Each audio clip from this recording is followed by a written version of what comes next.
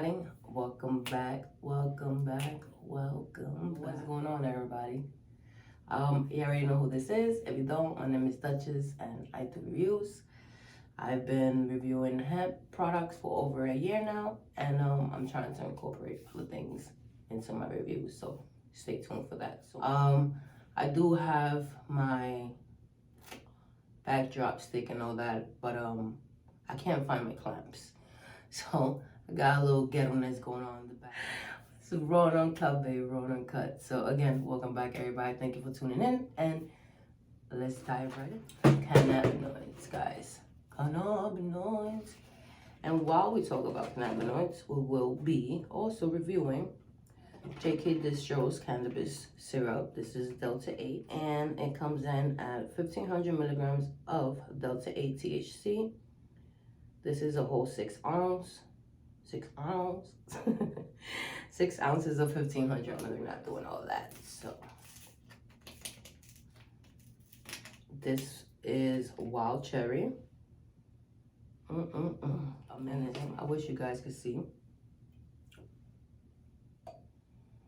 I'm supposed to do this with a spoon so I could have my measurements right. But unfortunately, I forgot to get that. So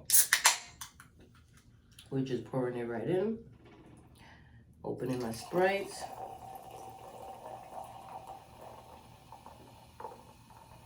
How does that sound, guys? Amazing, right?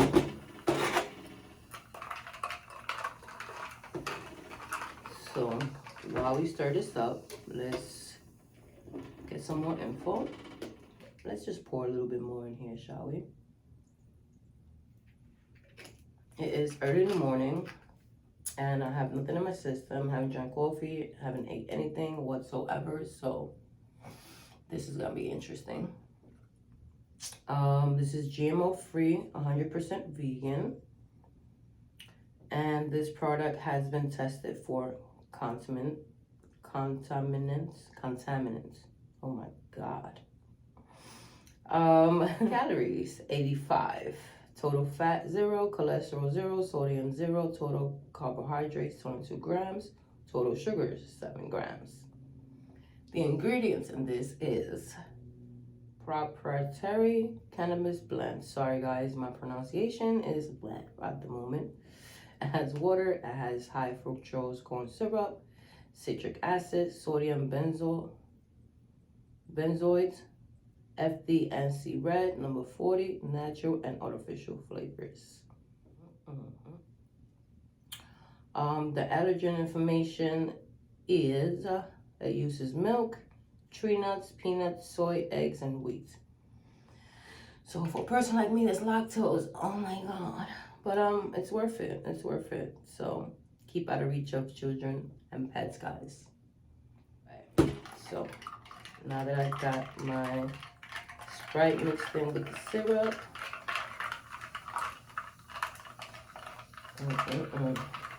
This looks amazing, guys.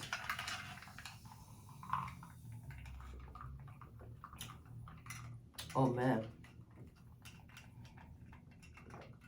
that tastes so good. So today we'll be talking about cannabinoids. So cannabinoids are compounds found in cannabis. The most notable cannabinoid is, again, sorry for my pronunciation, Phytocannabinoid Tetrahydrocannabinol, which is THC, Delta 9 THC, or Delta 8 THC. The primary psychoactive compound in cannabis, cannabidiol, is another major constituent of the plant. At least 113 distinct cannabinoids have been isolated from cannabis. Wow. Classical cannabinoids are structurally related to THC. Non-classical cannabinoids include aminoglycerinols, diaryl pyrazoles, quinolines, and isofonamides, as well as eicosanoids related to endocannabinoids. Guys, I'm so sorry for my pronunciation, but these words are a little tongue twisted and tricky. Cannabinoid receptors. Before the 1980s, cannabinoids were speculated to produce their physiological and behavioral effects via non-specific interaction with cell membranes, instead of interacting with specific membrane bond receptors. The discovery of the first cannabinoid receptor in the 1980s helped to resolve this debate. These receptors are common in animals. Two known cannabinoid receptors are termed CB1 and CB2, with mounting evidence of more. The human brain has more cannabinoid receptors than any other G protein coupled receptor. The endocannabinoid system regulates many functions of the human body. The ECS plays an important role in multiple aspects of the neural functions, including the control of movement and motor coordination, learning and memory, emotion and motivation, addictive-like behavior, and pain modulation, among others. My God, guys. Cannabinoid receptor type 1. CB1 receptors are found primarily in the brain, more specifically in the basal ganglia and in the limbic system, including the hippocampus, yeah, I said that right, and the striatum. They are also found in the cerebellum and in both male and female reproductive systems. CB1 receptors are absent in the medulla oblongata and the part of the brain stem responsible for respiratory and cardiovascular functions. CB1 is also found in the human anterior eye and retina. Receptor type 2. CB2 receptors are predominantly found in the immune system or immune-derived cells with varying expression patterns. While found only in the peripheral nervous system, a report does indicate that CB2 is expressed by a subpopulation of microglia in the human cerebellum. CB2 receptors appear to be responsible for immunomodulatory, and possibly other therapeutic effects of cannabinoids as seen in vitro and in animal models. Again, guys, I'm apologizing for mispronouncing some of these words, but so I didn't see, but this probably would take about 45 minutes to, I mean, it depends on your system, 45 minutes to an hour for it to fully kick in. Sometimes they say you're supposed to wait about almost 2 hours before you get the full effects, but we'll see how this goes. Cytocannabinoids or phytocannabinoids. The classical cannabinoids are concentrated in a viscous resin produced in structures known as glandular trichomes. At least 113 different cannabinoids have been isolated from the cannabis plant. All classes derive from cannabigerol type, which is CBG, compounds and differ mainly in the way this precursor is cyclized. The classical cannabinoids are derived from their receptive to carboxylic acids by decarboxylation. Wow. Well-known cannabinoids, the best studied cannabinoids include, this is a big word, tetrahydrocannabinol, cannabidiol, and cannabinol. Tetrahydrocannabinol is a primary psychoactive component of the cannabis plant.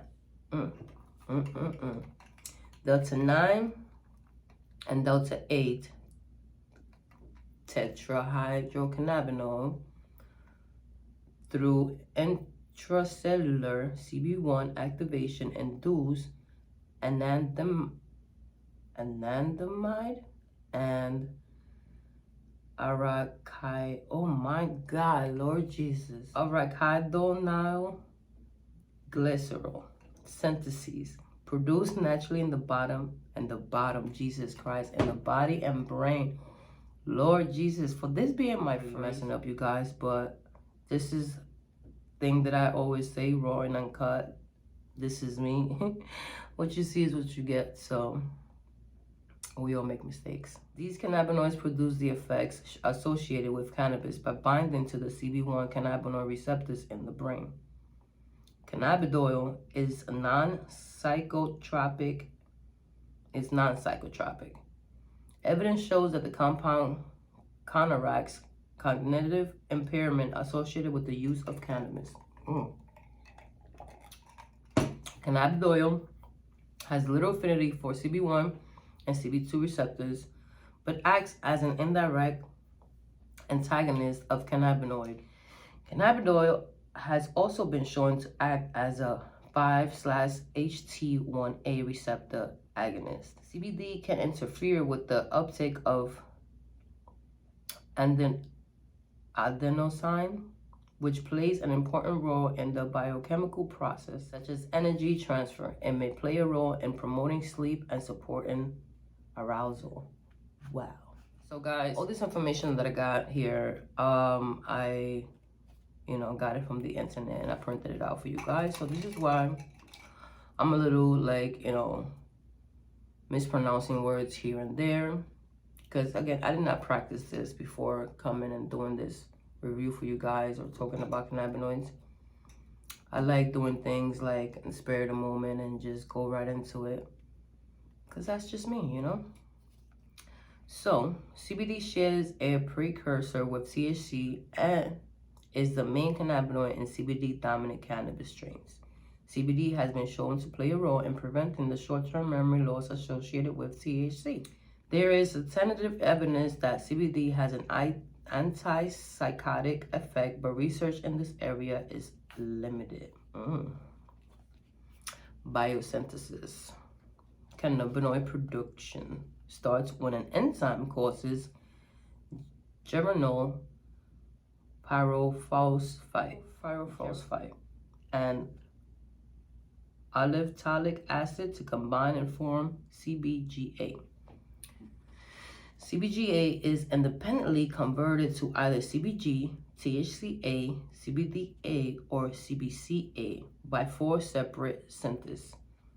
FAD-dependent dehydrogenase enzymes. There is no evidence for enzymatic conversion of CBDA or CBD to THCA or THC. For the proper homologous THCVA, CBDVA, and CBCVA, there is an analogous pathway that is based on CBGVA from diverenolic acid instead of olivetolic acid. Cannabinoids in other plants, phytocannabinoids, are known to occur in several plant species besides cannabis.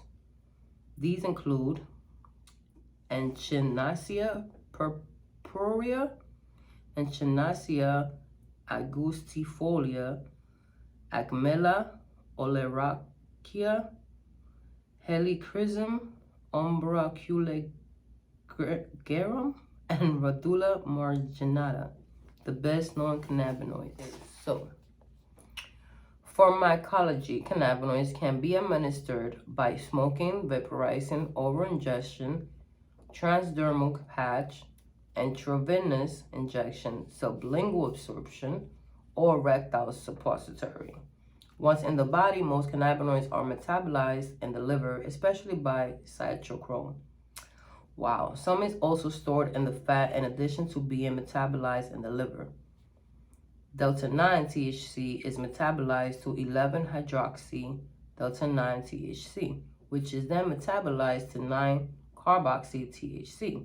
Some cannabinoids metabolites can be detected in the body several weeks after administration. These metabolites are the chemicals recognized by common antibody-based drug tests in the case of THC or others. These lows do not represent intoxication compared to ethanol breath tests that are measured in instantaneous blood alcohol level. But interrogation of past consumption over approximately month-long window. This is because they are fat-soluble lipophilic molecules that accumulate in the fatty tissues.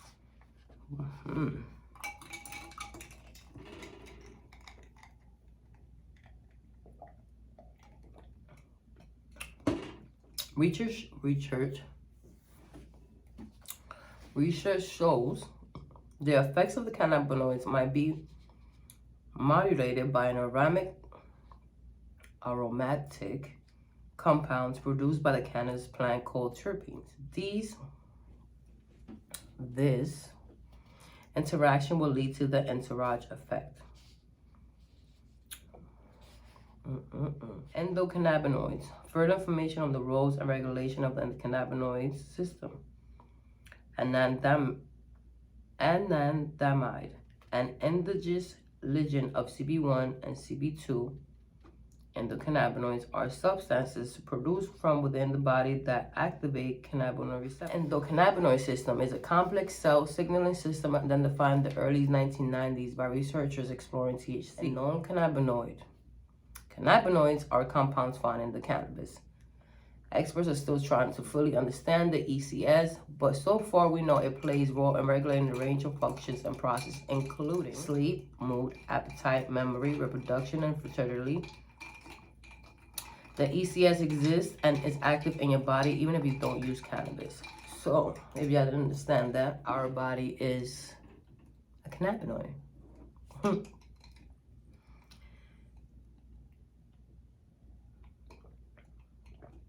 So, how does this work? The ECS, which is endocannabinoid system, also involves in three core components: endocannabinoids, receptors, and enzymes. Endocannabinoids are also called endogenous cannabinoids, are molecules made by your body. They're similar to cannabinoids, but they're produced by your body. Experts have identified two key endocannabinoids so far: Anandamide Arachidonoylglycerol. These words are incredible. These help keep internal functions running smoothly. Your body produces them as needed, making it difficult to know what typical levels are for each. Endocannabinoid receptors. These receptors are found throughout your body. Endocannabinoids bind to them in order to signal the ECS that needs to take action. There are two main endocannabinoid receptors, CB1 and CB2. CB1, which are mostly found in the central nervous system. CB2 are mostly found in your peripheral nervous system, especially in the immune cells. The endocannabinoids can bind to either receptor. The effects that result depend on where the receptor is located and which endocannabinoid it binds to. For example, endocannabinoids might target CB1 receptors in the spinal nerve to relieve pain. Others might bind to CB2 receptor in your immune cells to signal that your body's experiencing inflammation, a common sign of autoimmune disorders. Interesting, right, guys? Enzymes are responsible for breaking down endocannabinoids once they've carried out their function.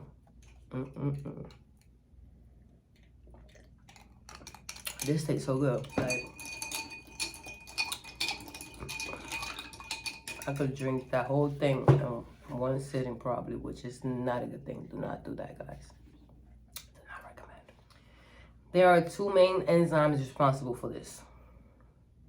Fatty acid amide hydrolase, which breaks down AEA. Here we go again with another word. Monoacylglycerol acid lipase, which typically breaks down to AG. What are its functions? The ECS is complicated and experts haven't yet determined exactly how it works or all of its potential functions. But the research's trusted source has linked the ECS to the following process: and digestion, metabolism, chronic pain, inflammation and other immune system responses, mood, learning and memory, motor control, sleep, cardiovascular system function, muscle formation, bone remodeling and growth, liver function, reproductive system function, stress, skin and nerve function. These functions are all contribute to the homeostasis, which refers to the stability of your internal environment. For example, if an outside force such as pain from an injury or a fever throws off your body's homeostasis, your ECS kicks in to help your body return to its ideal operation.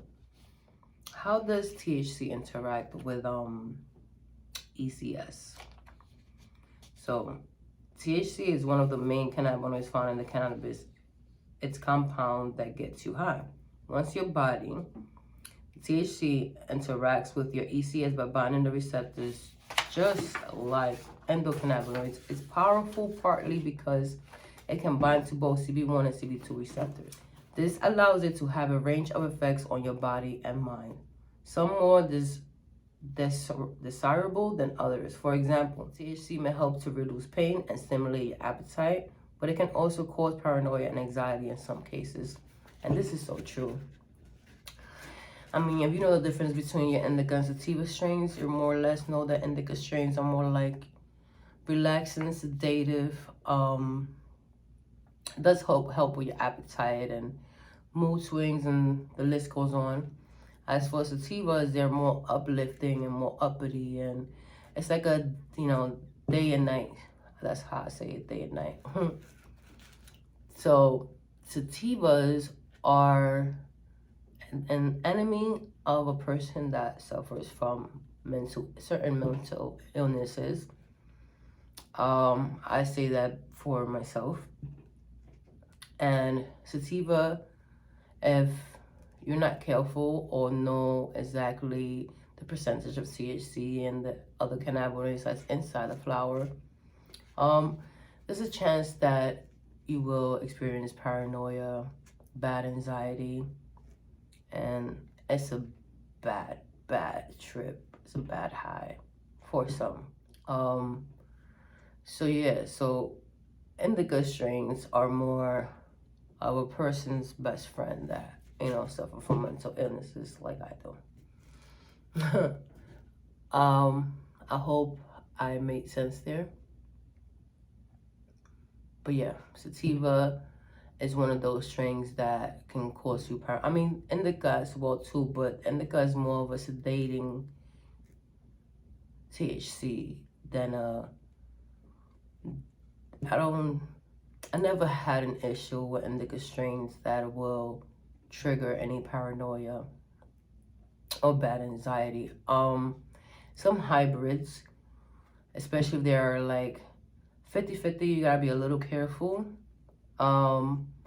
If they're also a sativa leaning hybrid, you always gotta be careful. You just gotta be careful in general in what you consume. Always take it lightly. If it's something you never tried, don't jump the gun and go face first and do something you might regret. So take it easy. So yeah. Experts are currently looking into ways to produce synthetic THC cannabinoids that interact with the ECS in only beneficial ways. Yes, they are doing that like on a daily basis. Every time you turn around, there's a new cannabinoid going on. So how does CBD interact with ECS? The other major cannabinoid found in cannabis is cannabidiol, CBD. Unlike THC, CBD doesn't make you high and typically doesn't cause any negative effects, which I kind of disagree on that. CBD has its little negative effects, being again the same thing indica sativa leaning strains. It goes for both CBD, THC, as from my opinion. So the other major cannabinoid found in cannabis is cannabinoid. I just said that. Experts aren't completely sure how CBD interacts with the ECS, but they do know that it doesn't bind to CB1 or CB2 receptors as the way THC does. I did not know that. Instead, many believe it works by preventing endocannabinoids from being broken down.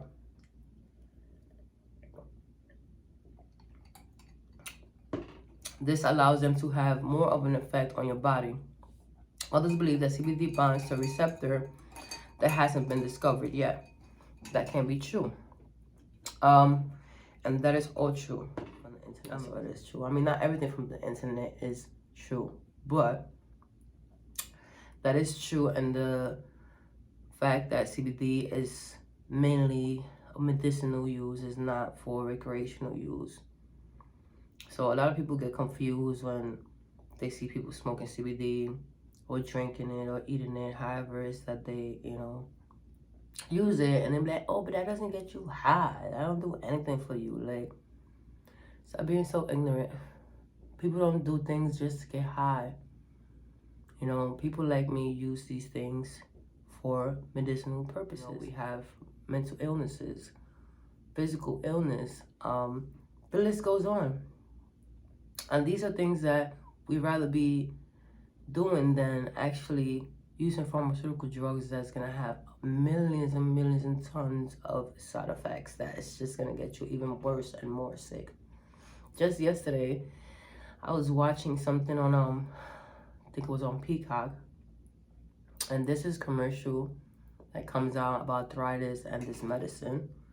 And towards the ending, it has so many side effects. Somebody causes severe diarrhea, severe headaches, and blah blah blah, and that it causes respiratory system. The list goes on. It was just like mind-boggling. Like, I don't understand. But back to what we was doing. While the details of how it works are still under debate, research suggests that CBD can help with pain, nausea, and other symptoms associated with multiple conditions. Yes. What about the endocannabinoid deficiency? Some experts believe in a theory known as clinical endocannabinoid deficiency, CECD. This theory suggests that low endocannabinoid levels in your body, or ECS dysfunction, can contribute to the development of certain conditions.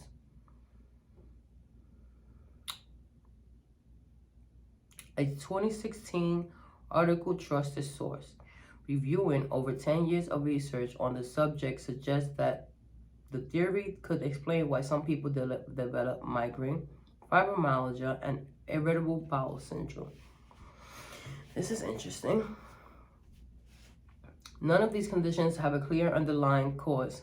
They're also often resistant to treatment and sometimes occur alongside each other. That is just so freaking true, because I suffer from bad migraines, and I do have fibromyalgia, so whoopee. If CECD does play any kind of role in these conditions, targeting the ECS or endocannabinoid production could be missing key to treatment, but more research is needed. So I never thought about that, but now that this is saying that, that could be one of, you know, that could be something to look into and find strings that have certain cannabinoids that are binding and help with the endocannabinoid production and help with the endocannabinoid and the receptors. The ECS plays a big role in keeping your internal process stable, but there's still a lot we don't know about it. As experts develop a better understanding of the ECS, it could eventually hold the key to treating several conditions. Yes, and that is so true. So guys, I literally read this whole thing to you. It's 1, 2, 4, 3, 5, 6. I literally read 6 pages to you guys. Again, like I said, this is a new review that I'm doing for you guys. It's a little different. I'm a little not fully prepared. I mean, I was fully prepared. It's just vocally, I wasn't fully prepared. I did not practice. I, looked it up. I was supposed to sit there and do some homework and read it and get into it. But I wanted to be as surprised as you guys are. I wanted to be on the same page as you guys, you know what I'm saying? raw and uncut. So I said, fuck it. I'm gonna print it out. I'm gonna sit here, I'm gonna read it to them. And as I'm reading it to them and they educating themselves, as I will be doing the same thing, educating myself as well. And we will have almost like the same reaction, you know? So,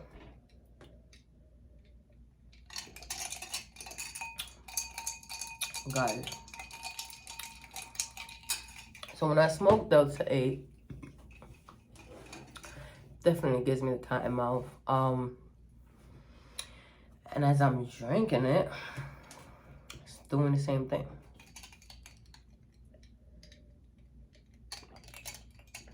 But this wild cherry is like everything right now. Wow.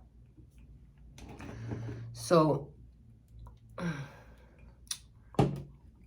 this has me definitely really relaxed.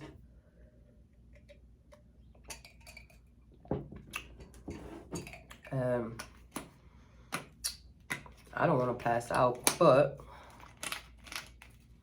I think I'm okay with another little drop. Wild cherry. Wow.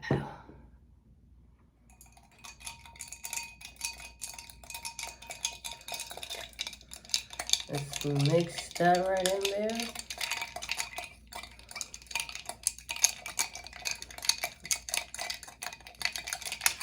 A little bit more surprise, So this is very relaxing. It tastes amazing.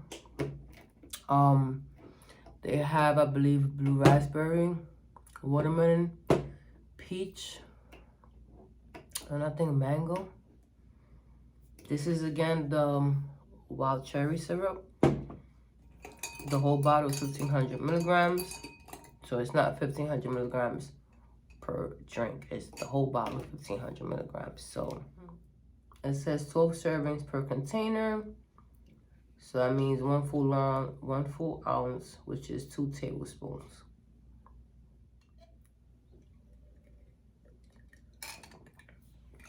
But this tastes so good. Like, you have to be careful and make sure that you put it away far from you, because it's one of them things where you just want to keep going and going and going. But so yeah, you guys, today we spoke about cannabinoids, and I hope you guys enjoyed sitting here listening to me read. I'll try to figure out a way to make this new episode review a little bit more interesting. I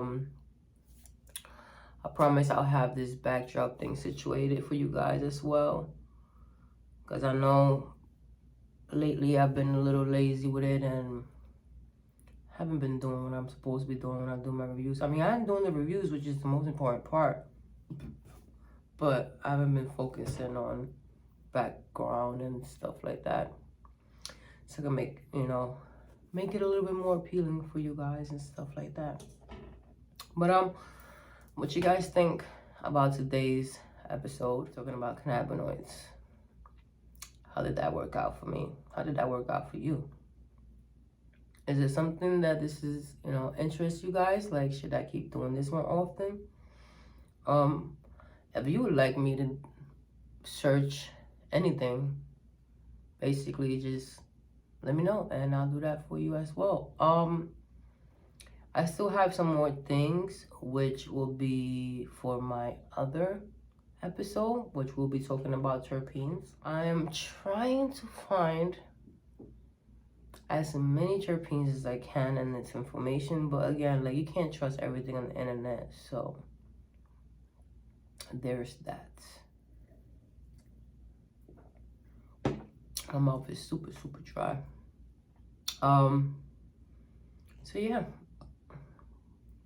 guys, thank you everyone for staying here and watching this new review slash did you know episode all the way to the end.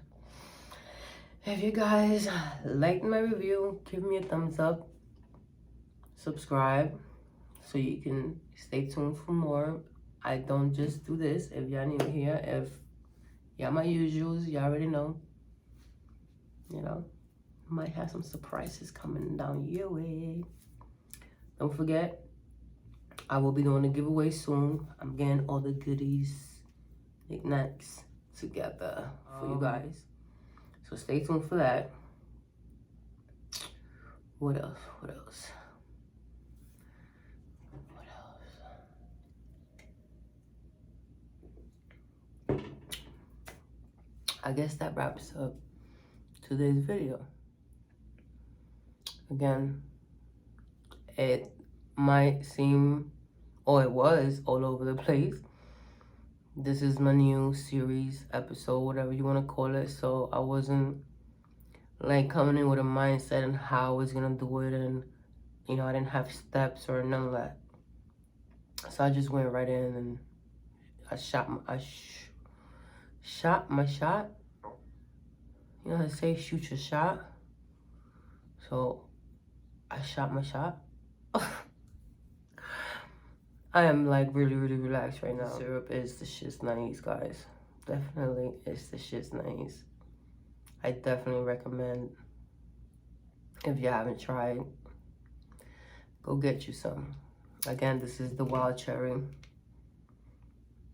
And with some Sprite. I do have a discount code if you guys are interested in getting some syrup from Jacob Bistro. I'll put it right here. And I'll put it, you know, in my description down below. But alright, you guys, I guess this wraps up today's episode. And stay tuned. I have a review coming tomorrow. Still undecided on which strain to do, because they are amazing. Well, they sound amazing. I don't know if they are amazing yet because I haven't tried it. They're still in the box. But yeah, stay tuned for that. And thank you again, guys, for staying to the end, watching my review. Give this video a thumbs up if you like it. Subscribe. Comment down below. Interact with me. Tell me how's your day been. And I hope you guys had a wonderful and amazing week ahead. And stay true, stay blessed, stay awesome. And I'm out of here.